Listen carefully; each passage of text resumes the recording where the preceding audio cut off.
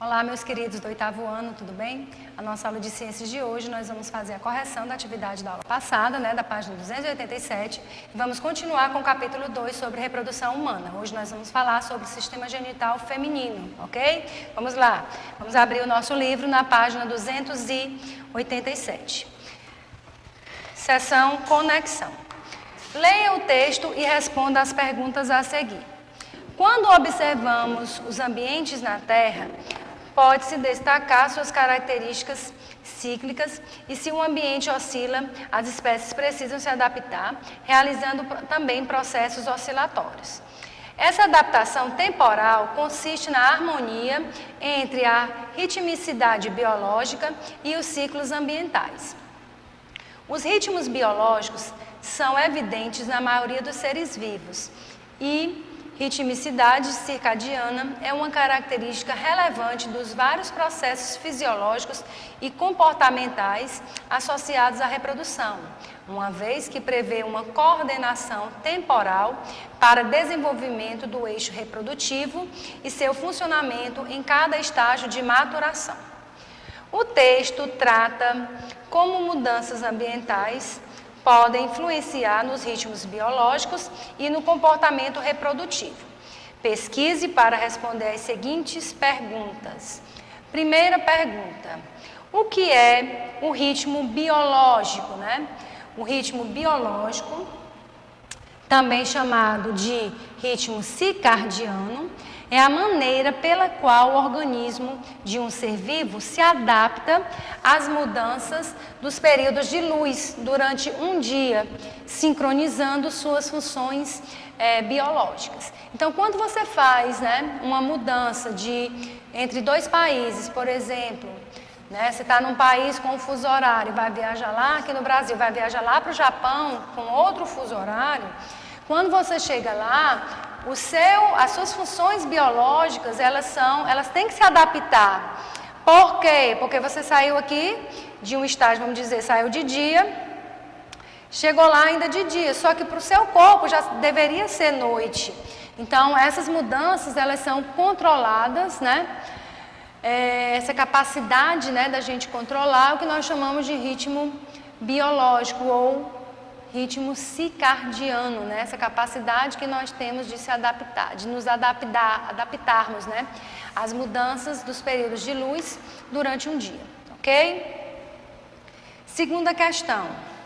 Cite um dos principais fatores ambientais que podem influenciar no comportamento reprodutivo dos animais mamíferos, tá? Então, um dos principais fatores é justamente a ocorrência das estações do ano, tá, gente? Então, de acordo com a estação do ano, tanto as espécies de plantas como também as de vegetais, elas se reproduzem, de acordo com se está na primavera, se está no verão, se está no inverno, se está no outono. Então, cada espécie, ela tem uma época para a sua reprodução, ela tem um comportamento diferente, e isso é influenciado pelas estações do ano, ok? Terceira questão. Escolha 2 espécies de mamíferos e descreva o comportamento reprodutivo delas, que podem influenciar quanto ao fator ambiental citado na questão anterior, ou seja, de acordo com a estação do ano. Então, essa terceira questão, gente, ela é pessoal, Cada um de vocês pode ter pesquisado um mamífero diferente. Eu coloquei aqui no slide, uma sugestão, de uma pesquisa que eu fiz para poder responder e ajudá-los nessa resposta aí, tá? Então, alguns animais apresentam um ciclo reprodutivo apenas aonde? Primavera e verão. Exemplo, os cavalos, que são equinos, ok? Enquanto outros, como os ovinos e os caprinos, ovelhas e cabras, só se reproduzem no outono e no inverno. Então, vai depender da espécie para poder reproduzir de acordo com a estação do ano, certo? Então, elas têm essa capacidade aí, porque ela vai escolher, digamos assim, a melhor hora daquele momento, né, do ambiente, para que os seus filhotes eles possam ter uma melhor adaptação para sobreviver, né, naquela estação do ano, ok? Então, agora terminamos a nossa correção. Vamos aí para a página 291, continuando o capítulo sobre reprodução humana. Na aula passada nós explicamos sobre o sistema genital masculino e hoje nós vamos falar do sistema genital feminino, né? Na sua anatomia e no seu funcionamento, ok? Então, o sistema reprodutor, né, feminino ou genital feminino, ele tem uma anatomia adaptada para que haja o encontro dos gametas.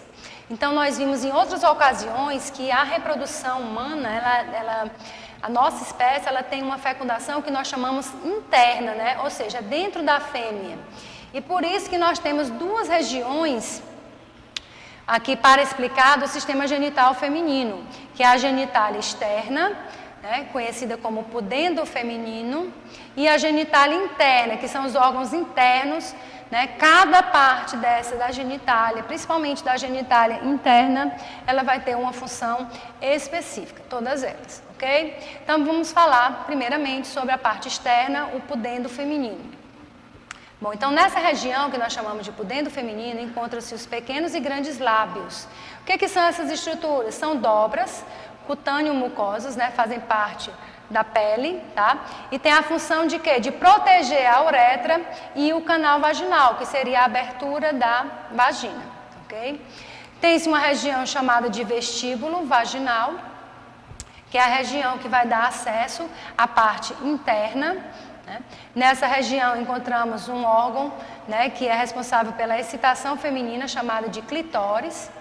Tá? É como se fosse comparando, né, com o sistema reprodutor masculino, é como se fosse um pênis, é um órgão que também vai ter uma função sensorial no ato sexual. Tem-se a região da vagina. A parte da abertura da vagina, gente, ela fica aqui no pudendo feminino, só que a cavidade interna da vagina, ela já faz parte da genitália interna. Então, a vagina é o quê? É o canal reprodutivo que vai ligar o útero até o meio externo. É o local onde vai ocorrer a deposição de gametas, né? É o local onde vai ocorrer a reprodução. Então, essa estrutura, né, que é a vagina, ela tem uma elasticidade, né, ela é formada por vários músculos que permite tanto a relação sexual como também a passagem do bebê durante o parto, tá? Nela, na abertura da vagina, tem-se uma pequena membrana fina, delicada, pouco vascularizada, que nós chamamos de ímen, tá? Essa membrana, ela pode ser rompida, né, nas primeiras relações sexuais, tá? Então, a gente vai já mostrar na parte de uma imagem para mostrar essas estruturas, ok? Na parte interna, nós temos aquela região da vagina, né, como nós já vimos, o canal vaginal. Temos o útero, né? O útero, gente, ele fica na parte inferior do nosso abdômen, né? Na região que nós chamamos da região pélvica, tá? Como a gente fala, né? No pé da barriga, tá? Ele é formado por 3 camadas, a gente vai mostrar mais adiante. A camada mais externa, que é chamada de perimétrio, o miométrio, que é a camada intermediária, e temos o endométrio, que é a camada do útero mais interna. Bom, para que serve o útero, né? O útero, gente, é o local onde o bebê vai se fixar, o embrião vai se fixar e vai se desenvolver durante toda a gravidez. Então, se a mulher não tem um útero, ela jamais vai ser capaz de desenvolver dentro dela um bebê, certo? As tubas uterinas são 2 canais que vão ligar o útero até os ovários. Essas tubas, elas apresentam vários cílios, né?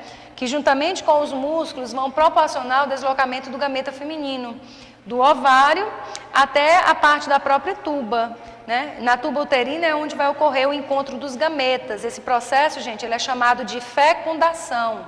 Porque a fecundação é a união do espermatozoide com o ovócito, tá? E vai acontecer lá nas tubas uterinas. Os ovários, né? As mulheres apresentam 2 ovários, um do lado direito, outro do lado esquerdo. É onde vai ocorrer a produção, a maturação e a liberação dos gametas femininos. Quem são os gametas femininos, né? São os ovócitos. A gente vai ver mais adiante, hoje ainda, que os ovócitos secundários são os gametas femininos. Além de produzir os gametas, né, os ovários também produzem os hormônios sexuais femininos, como estrogênio e progesterona. Esses hormônios, eles são muito importantes na adolescência, eles são responsáveis pelo surgimento dos caracteres sexuais secundários femininos, como o desenvolvimento das mamas, né, o alargamento dos quadris, o surgimento de pelos pubianos nas axilas, tá? E o desenvolvimento dos órgãos internos, né, da genitália interna feminina, ok? Bom, aqui a gente tem uma imagem, né, para poder explicar a parte interna da genitália feminina. Aqui a gente tem a abertura da vagina, o ímen é para estar nessa região aqui de baixo, ó, na entrada da vagina, tá? Tá aqui, ó. Aí a gente tem aqui a vagina, né? Aqui essa parte aqui todinha é o útero, ó, certo? Aqui é o colo do útero, que tem um contato aqui com a abertura, com a cavidade da vagina. Temos aqui para o lado direito uma tuba uterina, para o lado esquerdo outra tuba, né? Essas imagens que estão aqui de amarelo, ó, são os 2 ovários. Os ovócitos secundários, que são os gametas femininos, eles são produzidos aqui, ó, dentro. São passados aqui para essa estrutura das tubas uterinas e vem ficar bem aqui, ó, esperando ser fecundado. Os espermatozoides, por sua vez, eles são lançados aqui dentro do canal vaginal e eles vão fazer um percurso bem longo, ó. Eles vão subir aqui pelo colo do útero, passa por dentro do útero, vem pela tuba e vai encontrar mais ou menos por aqui o gameta feminino, onde ocorre a fecundação. Aqui nessa imagem, nós também vamos aproveitar para mostrar o quê? As camadas do útero. O perimétrio, que é a camada mais externa, que vai proteger o útero. O miométrio, que é essa camada intermediária, que é formada por músculo, que vai fazer com que o útero possa se contrair, né? No momento de uma menstruação ou no momento de expulsar o bebê, né? Na hora do parto. E temos o endométrio, que é essa camada mais interna aqui, ó. Tá? Que é o endométrio no ciclo menstrual, que vai se descamar e vai originar o fluxo menstrual, que vai descer aqui, ó, e através de uma pequena abertura que tem no ímen, tá, gente? O ímen, ele tem uma pequena abertura, que é justamente para passar o fluxo menstrual, ok? Nessa outra imagem aqui de perfil, né, nós temos mostrando essa região aqui, ó, é o útero, tá? Esse aqui, ó, o ovário, tá? Aqui a tuba uterina, ó, certo? Aqui nós temos o orifício da vagina, o canal vaginal, tá? Aqui o colo do útero. Aqui temos essa dobra maior, dobra mucosa, né? Cutânea mucosa, que é chamado de grande lábio, ó. Aqui tem-se os pequenos lábios. Nessa região temos o orifício da uretra, por onde vai sair a urina. Pertinho dele, mais em cima, temos essa região que nós chamamos de clitóris, ó, que é a região que, quando a mulher está excitada, né, ela também tem a função erétil, parecido, né, digamos assim, com a função do pênis, ok?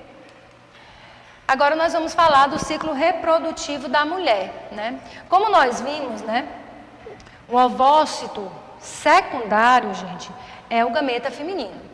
Mas ele vem de que outra célula? Ele vem a partir dessa célula aqui, que nós chamamos de ovócito, tá? É uma célula esférica, né, bem maior do que o espermatozoide. Ela é produzida nos ovários e dará origem ao gameta feminino, que é o ovócito 2, ó.